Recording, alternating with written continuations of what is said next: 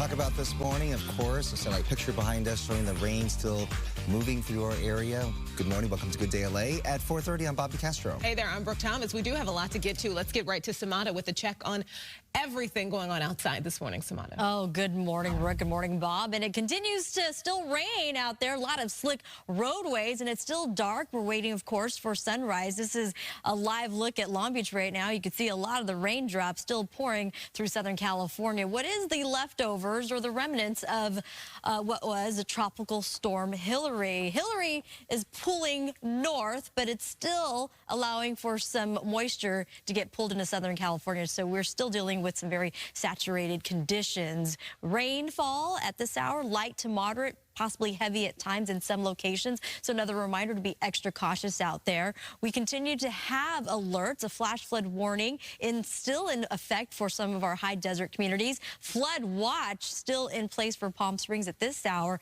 And boy, some of our lower desert communities really got hit hard with all that heavy rain all at one time. And that, of course, caused some major flooding conditions. Flash flood warning, again, it remains in place through at least the early part of this morning. Rainfall total so far, look at Saugus, over 6 inches, as well as Santa Anita. Mount Baldy pulled off over 5 inches of rain. We had record-breaking rainfall in a lot of locations across Southern California, including downtown LA, received 2.48 inches, the wettest August so far. Typically in August, we get 0 rainfall on average. So this is, of course, surpasses some of the rainfall totals that we're used to around here. Temperature-wise, it'll be a mild afternoon, warming up a bit into the 80s. It's going to feel very tropical. The humidity on the increase, still the possibility of showers. But by this afternoon, most areas will start to see a little bit more sunshine as, again, the remnants of Hilary exits the region. Send back over to you. All right, Samantha, thank you. So many drivers in LA County are dealing with flooded roadways this morning. Gigi Graciette is live in Sun Valley with more. Gigi.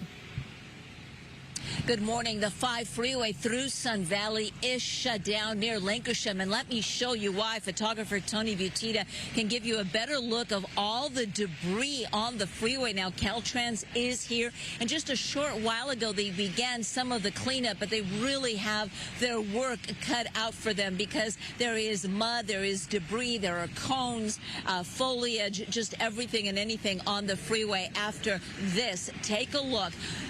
Tropical storm Hilary, it began raining here in the San Fernando Valley yesterday around 7 a.m. and it still has not stopped.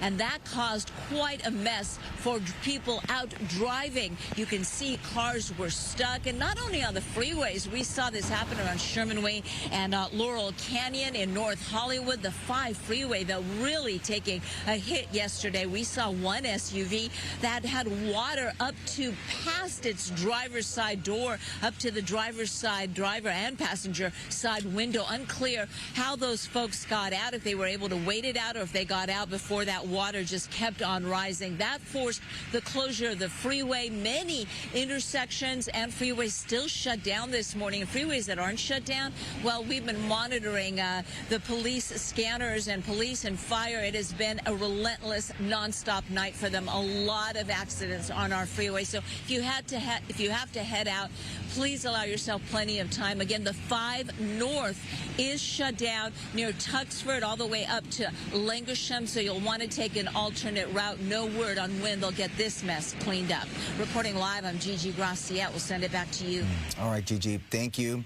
Taking you now to the IE where the storm pounded mountain and desert communities. Let's go out to Mario Ramirez in Yucaipa for the latest. Good morning, Mario. Good morning. The rain has started to taper off, but this has really been one of the trouble spots out in the IE with a lot of mud flow and debris activity. You can see one of the road closures here behind me. This is on Oak Glen Road and up the mountain where that restaurant is, Oak Glen Steakhouse. They've been preparing for these preps all weekend, and now take a look what happened. A massive debris flow hitting Oak Glen Creek, causing this mess. It closed Oak Glen Road between Oak Mountain and Pine Beach Road. The debris flow pushing boulders and trees down there, and this is the same area that was hit less than a year ago by mud flows from a nearby wildfire burn area. And A lot of those homes and businesses right near the burn scar. Another debris flow now in Forest Falls, which was also under evacuation orders and a flash flood warning when this happened. No injuries reported from this mud flow, but another area where a mud flow buried several homes last winter, killing one resident. And, we've been checking with the San Bernardino County Sheriff's Department. Those evacuation orders are still in place for the communities of Oak Glen, Forest Falls, Mountain Home Village, Angeles Oaks, and parts of northeast Yucaipa. We'll be keeping an eye on those, but as of right now, some of those residents still hunkering down and waiting for word on when this starts to alleviate. For now, reporting live here in the IE in San Bernardino County. We'll send it back to you. All right, Mario, thank you. And, you know, on top of all of that, how about that earthquake in the middle of the massive storm? A 5.1 actually centered near Ojai. So we don't know for sure which fault line caused it, but we talked to seismologist Dr. Lucy Jones, and she suspects the San Cayetano fault. It's capable of quite large earthquakes, and it seems to be the most likely association. The movement during the earthquake was what's called a thrust movement, with one side up and over the other. That's consistent with the San Cayetano fault. All right, take a look at the moment when the quake struck. This is Tres Hermanas restaurant in Ojai. And there you see people running out of the restaurants. Others just stay put there and hold on as the shaking continued.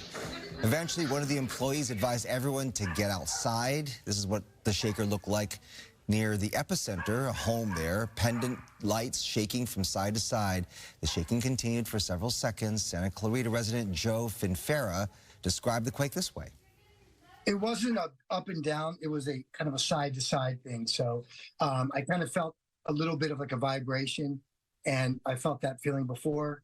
And I looked at my closet, and my clothes were kind of, doing this. So it was kind of a side-to-side thing. I've experienced where it was a shift. It's interesting. The last time this area had been hit by a quake this large and this magnitude was 1932. Oh, Yeah. 1930s were popular. I know, right? It's like 1932. Because 1938 was the last time that a tropical storm. 1939. Right? 39. So, yes, September 25th, 1939. Southern California had a tropical storm hit, and landfall was in Long Beach. So it was about 83 years ago, approaching 84 years ago, the last time we experienced a tropical storm of this magnitude. So this yesterday was quite an interesting and historic day, to say the least. Taking a look ahead, a lot of people want to know, well, when is the rain going to go away? When are we going to be drying up? And it's right around the corner. The bulk of Tropical Storm Hilary has now been downgraded to a post-tropical storm or a tropical depression, meaning that wind speeds have significantly decreased. It is now pulling to the north, but there's still enough moisture being brought in courtesy of the remnants of Hilary. It's still pretty showery out there, some light to moderate times. Another caution, because it's still dark out, there's still a lot of flooded roadways, and roadways are still slick. A reminder to be cautious and leave early to your destination. Just a heads up there. Futurecast, taking a look right around 7 o'clock, you see just patches and batches of scattered showers, light to moderate at times, as I mentioned. As we push into the afternoon hours, much of that has dissipated. A lot more sunshine being brought into the forecast, and some areas like our high desert communities may get a pop-up shower. By Tuesday, a very, very slim chance that some areas could be dealing with a little bit of light rainfall, but we're drying up most of Tuesday, and through the weekend, we're actually going to be warming up. Temperatures getting back to 80s and 90s, and we'll continue again to watch, again, remnants of Hilary still bringing some shower activity early this morning before tapering off this afternoon. Back to you two.